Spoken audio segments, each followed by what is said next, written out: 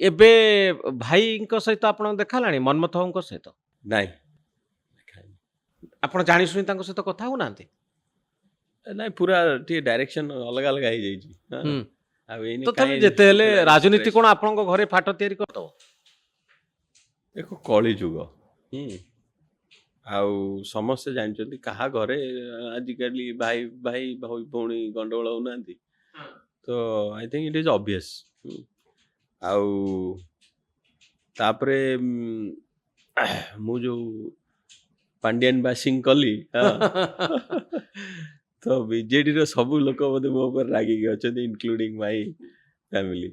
ଆପଣଙ୍କ ଭାଇ ହଁ ଆପଣଙ୍କ ସହିତ ଫୋନରେ ବି କଥା ହୁଅନ୍ତିନି? ନାଇଁ ଆଗରୁ ଆପଣଙ୍କର ଏତେ ଭଲ ସମ୍ପର୍କ ଥିଲା ଭାଇ ବାପା ମା ଭଲ ମାଙ୍କ ସାଙ୍ଗରେ ତ ସମ୍ପର୍କ ଭଲ ସ୍କୁଲ ଅଛି। ଟାଇମରେ ଥିଲା। ସେ ବୋର୍ଡିଂ ସ୍କୁଲରେ ପଢେ, ମୁଁ ତାକୁ ସ୍କୁଲ ନେଇକି ଯାଏ, ଉଟିରେ ଛାଡେ ଆଣେ।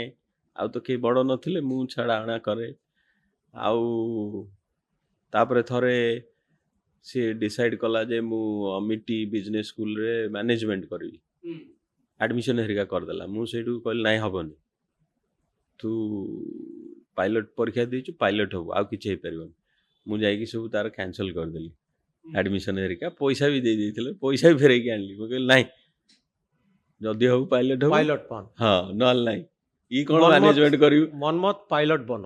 ହଁ, ଇଏ କଣ ଯାଇକି ମ୍ୟାନେଜମେଣ୍ଟ କରିବୁ ଅମିଟରେ? କିଏ ପଚାରିଛି?